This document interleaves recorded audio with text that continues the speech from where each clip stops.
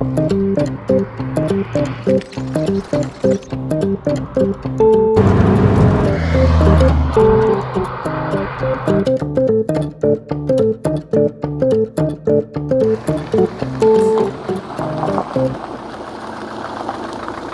car is a Rover, not just any Rover though. This is one of the 4 types of Rover 25-ish or R3 cars that is fast. The original R3, the David Saddington Design Team Collective, made this car known as the bubble shape. And soon they started to think about how could they make one that went quickly as well. There were plans, big plans. Some of them didn't work. Just one of them really did though, and that was to put the 1.8 VVC engine in the then VI. Then they did the BRM, the one with a funny face, and the suspension that the enthusiasts will talk about endlessly and enthusiastically about. MG made the ZR160, but before that, possibly the rarest of them all is this, the Rover 25 GTI. Yes! That's what this is.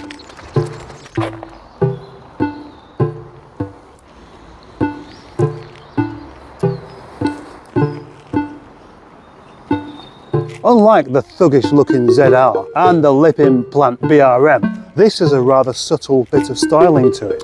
If you didn't know your Rovers, you wouldn't really be able to tell this beyond a normal Rover 25, I don't think. Yes, it's a very subtle bit of styling indeed.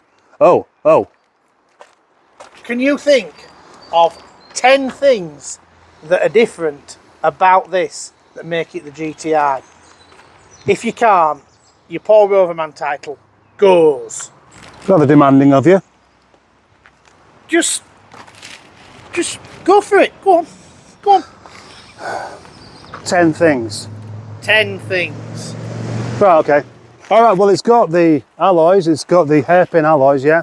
That's one thing. It's got the colour-coded bumper inserts, that's 2. It's got the black grille. It's got a colour-coded boot spoiler. It's got a colour-coded plinth on the back. It has the words GTI on the back. It has an exhaust, which clearly tells you that it's not a normal Rover 25. Then on the inside, I believe we have bespoke seats just for this car. This leather steering wheel, which was just for this car, and then the pretend carbon fibre little bit on the dashboard there, the different gear knob. I think that's 10. Oh, I think you've forgotten the most important one. It's got the VVC engine. That makes it 11. Oh, and it's got disc brakes on the back. 12.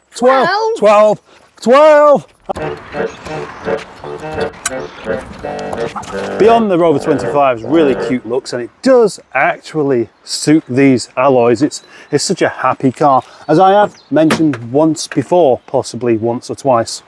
That there is the 143 brake horsepower 1.8 K series engine. 25 brake horsepower more than the 1.8 as standard. Yes. Did you know that? Yes. 118 on the normal one, isn't it? Yeah. Well, they say 120. But... So it should make a bit of difference. Yeah. But only if you really rev it. Yeah, it seems to be that your best zone for it is third gear, 35 to 75. Right. That seems to be the best Where can we do that? for this car. Well, you live around here. Down my street then. Take it out of gear, start the engine, adjust the seat. Put it in man position. Put it in man position. It's man legs and man back as well. So you want arms and legs appropriate for a man-sized man. Bloody imbecile. Well, let's talk about the Rover 25 and the R3, because I think some people forget just how light these cars were actually enjoyed by the motoring press. Quentin Wilson of Top Gear said it had go-kart like handling, and that it was a very, very nice little car, and the quality of the switchgear was good. Now that's not a lie, that's true. Did you know that?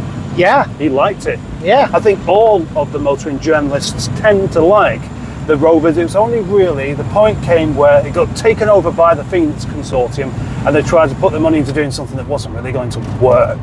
At that point they went off them ever so slightly, and I suppose with good reason.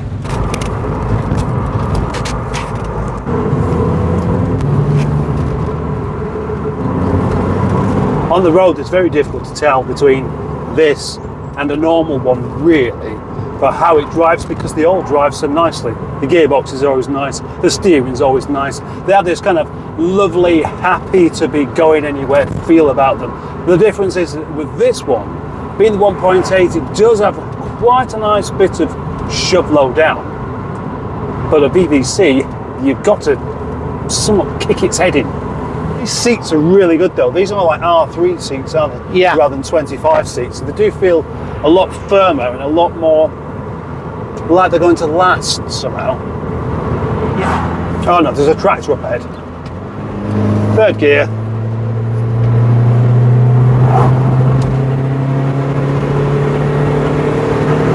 And that's where it really starts to kick in, just there. Yeah, there, yeah. But ideally, you could do with being on somewhere a bit more flat than stuck behind a tractor to do it.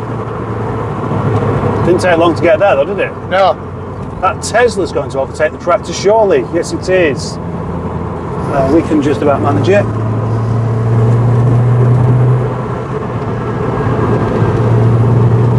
Oh, it handles really nicely. It feels really secure, actually. And that engine properly sings. It's lovely.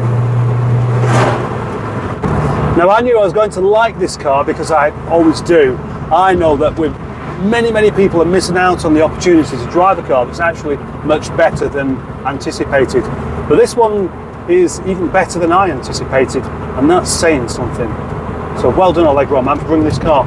Are you doubting the GTI? No, I wasn't doubting it. I just forgot how good it could actually be. They just didn't make enough of them. I didn't know. About 1,067 or something was the figure. I wonder how many are left. They just didn't make enough of them. About 67. Right. Something, yeah. We have the opportunity yet again just to go.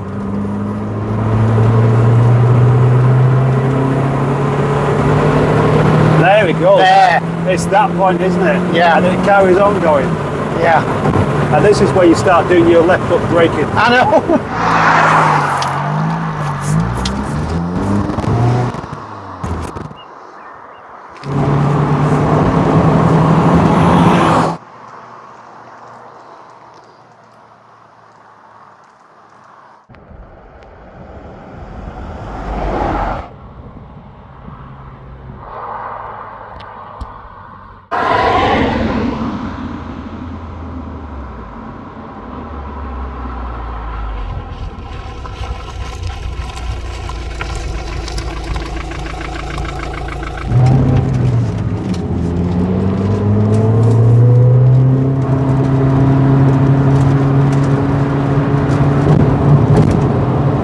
I'm scared now.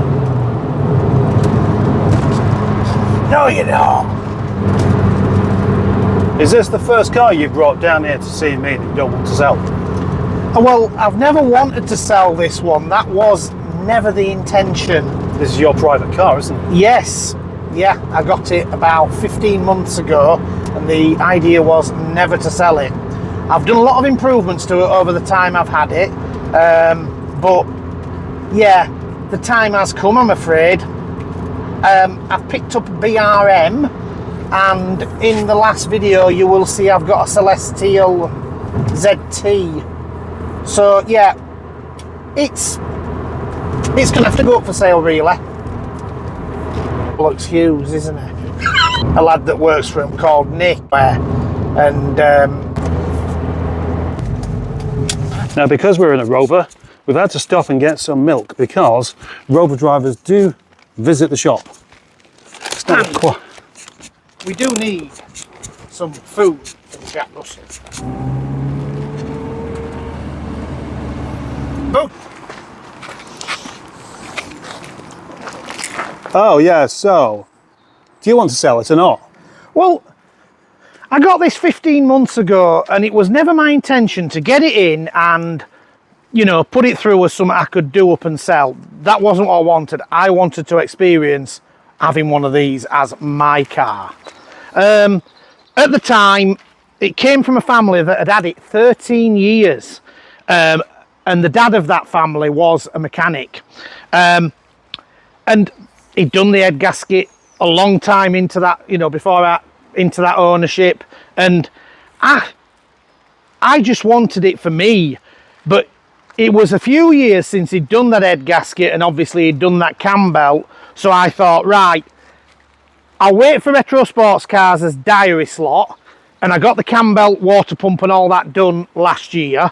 I put a set of matching tyres on the front. I then, does help if I unlock it, doesn't it? I then moved on to some stuff inside. I had the headlining recovered by Retro again. I got a gear gator. Did that. I've had another boot spoiler. The exhaust midsection's been replaced. The back bumper's been painted.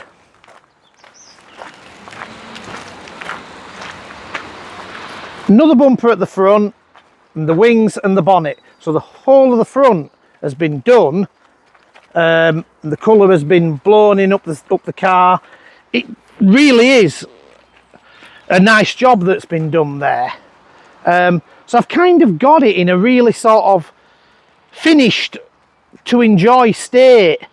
But as these things happen in our world of cars, I've got a BRM and a Celestial ZT, so something's got to go. So I never really wanted this to end up being a seller, but 15 months later, with jobs done, here we are. Yeah, it is going up for sale. It'll be on eBay very soon. I am going to be saying it's going up for £3,000 because, you know, they're rare, and I have to say that's what it's worth.